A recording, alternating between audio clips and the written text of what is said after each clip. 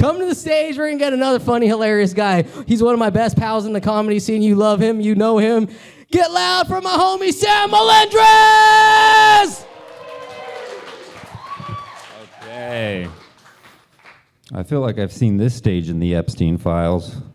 Can't you just fit a small child in here for Moloch? 10 points. What, you guys, it's happening. All right. It's awkward in here, huh? It's been awkward. But I don't know. I don't know what to talk about, honestly. I'm a little pissed off because of the magician. I don't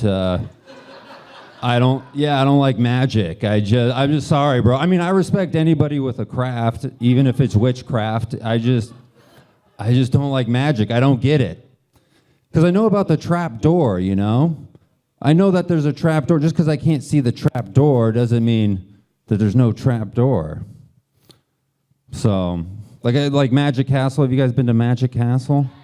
I fucking hate that place, dude. I hate Magic Castle. Every time I go, I get invited. And it's supposed to be like a cool thing because you got to like know somebody who knows somebody. And every time I go, I'm like, I'm going to have fun, and I never have fun because I know there's a trap door. It's not impressive. If you're going to go to, don't invite me. Just don't invite me if you have tickets to Magic. Actually, I'll go for the dinner. I'll go for the dinner. Okay, but once I finish the dinner, I'm gone. That's actually my magic trick, okay? Once I finish the beef medallions, I disappear. Where's Sam? Oh, empty plate, you know. But anyways, I hope you guys are having a good start to the new year.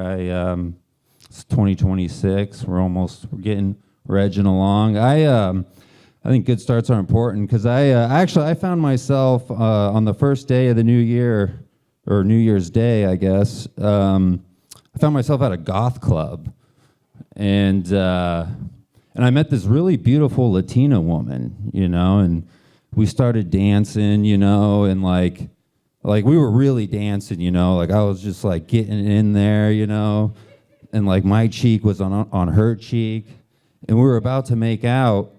And then she turns to me and she goes, "Hey, you do know I'm trans, right?" And I was like, no, I did not know you were trans. And she was like, "Are you cool with that?" And I was like, yeah, I'm cool with that.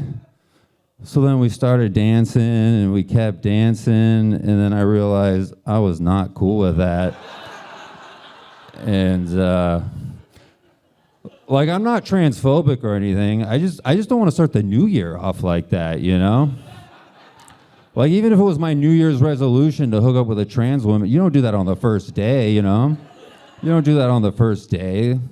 Like, even if I don't even go back to the gym on the first day. I'm not gonna hook up with a trans woman, and I'm like in my mid-30s. I'm not looking for a new journey of sexual self-discovery. I'm set. But actually, I've been thinking about coming back to the Lord. Actually, actually earlier that day, I met a friend, or I ran into a friend at a Starbucks, and he's like one of my evangelical friends, and we were talking. He was like asking me how I was doing, you know, and I was like, yeah, I'm doing all right, but not really, you know. I feel like life's a little empty, you know, and just like nothing's really that exciting. And he's like, well, do you have a relationship with God? And I'm like, not really. I mean, I was raised Catholic, but not really. And he's like, well, do you want one? And I was like, yeah, sign me up. What do I do? And he's like, all right, well, go home, say a prayer, and then ask God to show you the way. So I did that. And then like 5 hours later, I'm just grinding up against a trans woman. And so I don't know, is that the way now? Is the way to God through a trans woman? Or is God telling me I need to become a trans woman? Because if anyone's born again, it's trans women. You think getting baptized makes you born again? No, turn your dick into a pussy. You'll become born again. I need a new look anyways. But anyways, I work at this Italian deli, and I make a lot of sandwiches there. I slice a lot of gabagool. I slice gabagool. This is Italian meat, Italian hot ham. But my favorite thing to do there is selling pickles. We have a jar of the biggest, greenest, juiciest pickles you'll ever see. And every day at work, I make it a priority of mine to push those pickles. And I'll push pickles to anyone, okay? Both men and women. All right? I'll push pickles to people who don't even want pickles. I pushed a pickle to a nun once. I pushed a pickle to a nun. And this is how you do it. This is how you push a pickle, okay? You make their sandwich, you give it to them, and then you go, "Would you like a pickle?" And then they go, they always laugh. They go, yeah, I'll take a pickle. All right, here you go. Pickle in. There you go. There's your pickle. I pushed 5 consecutive pickles in a row doing that, okay?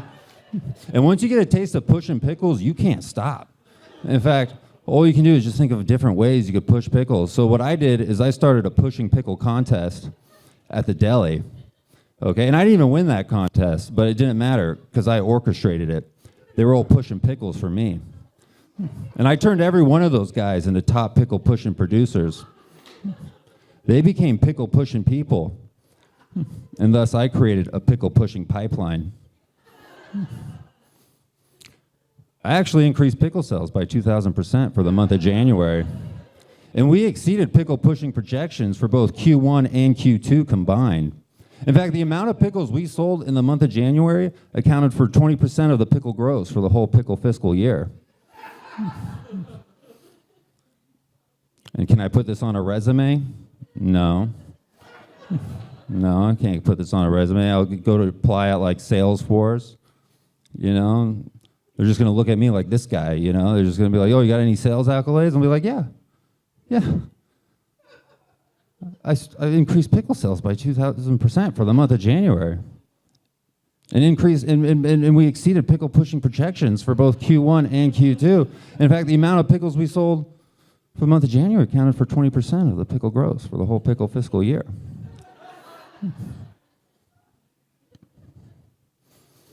Some of you guys need to get into the pickle pushing paradigm, okay? That's why I'm doing this bit. I'm just trying to shift pickle pushing perception by doing some pickle pushing preaching. Don't look at me like that, sir. Uncross your arms, dude. Fucking Joker card, dude. Sorry, ma'am. Sorry. Anyways, does anyone have any mental illness? Does anyone raise your hand? Yeah. What do you got? What? No, I asked you to name it. Do you have OCD? No. Okay. You do? What do you got? What do you have for? Yeah. What? Yeah, but what kind? We don't have time for it. There's never mind. We don't. Yeah, I have OCD. I have obsessive compulsive disorder. I have this OCD where I'll be driving, and then I'll hit a bump in the road, and I'll be like, "Oh no, it's a kid." And then I have to drive, and then I have to go check to see if it's not it's just my brain tells me that it's a kid. I didn't actually hit a kid. Okay. My mouth is so dry right now. But are you going to give me some water? Okay, thank you. I don't know. That's you just have a trustworthy face, so that's why I did it. No. I just needed a sip. Okay, thank you. What was I talking about? OCD. Yeah. We're gonna pivot. But yeah, I don't know. It's a couple months ago, or no, a while back ago, this married woman came on to me, and I guess she was like, I don't know, like her husband was like encouraging it because like he cheated on her a bunch of times, so he thought it would like even the scales or something, or like help with her self-esteem or something. You know, I don't know. I'll never understand married people, but she did it. But so we were hanging out and we were. We were. Okay, what OCD do you have? I don't have. What do you have? What is it? Okay, what do you have? Yeah, but like, what's your subtype? Oh, you mostly worry. Okay. Does anyone else worry in here? Is that a diagnosable thing, worrying? Like that's a disorder? I feel like we all worry. Oh, okay. Well, what are you worrying about right now? Everything? When you wake up in the morning, what's your first thought? Okay, you don't want to. Okay, you want to participate a little bit, but not all the way. Oh man. But yeah, okay. I have OCD. I'll talk about my OCD. So I'll hit a bump in the road, okay, and I'll be like, oh no, it's a kid. And then I'll turn around to check, and then I'll hit another bump in the road, and I'll be like, oh no, another kid. And then I'll turn around to check that, and then I'll hit another, oh no, another kid.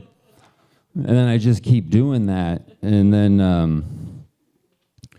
like, I'll be honest, like, I ran over 6 kids just getting here. Okay, and then I had to get, and then I was like showing up late to stuff, you know? So I had to get help. I had to get treatment because I was like gonna get fired from work. And the treatment for OCD is it's simple, but it's hard. So basically what happens is you're driving, you run over a kid, okay? And then your brain goes, oh, you just hit a kid. And then instead of checking, you just go, so? No, you really hit a kid this time. Yeah. What of it?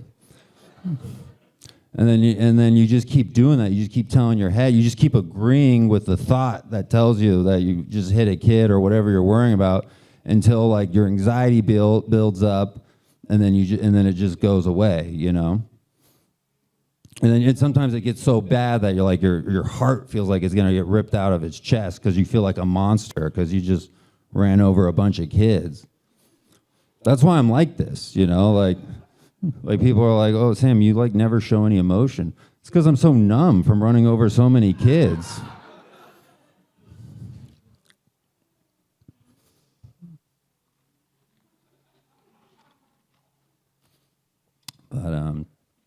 But yeah, so this married woman, she came on to me, right? And, but it was weird because I didn't, she came on me, but I didn't want to do it. Because one night, no, I can't. I just got the lie. This is like a 10-minute bit. This is like a 10-minute story. No, okay. So she came on and I didn't want to do it, right? But one night, like it almost happened, right? Over the course of 3 months. But I didn't do it because, committing adultery, that kind of stuff, it's for adults, you know. That's why it's called adultery, you know. And I still live at home with my parents. And if my mom ever found out I was committing adultery, I'm going to be grounded. So I didn't do it. And then, I